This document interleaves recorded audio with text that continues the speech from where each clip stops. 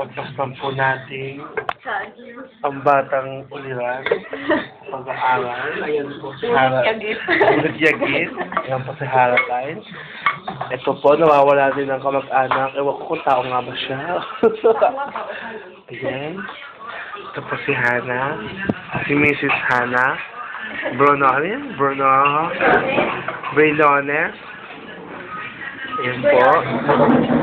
Ayan po mga bulati.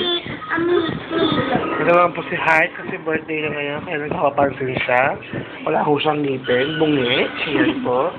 Ayan ho. Kita-kita ko sa camera. Si JJ Babo. Ayan ho. Ang kanilang alaga. At isa pa, ito. At may hawak ng po. ang aming... Pag yan nalaglag, lalaglag ko na sa ano Ayun yung mo, heart. pinakamagandang best friend. Mula ulo mo ang paa.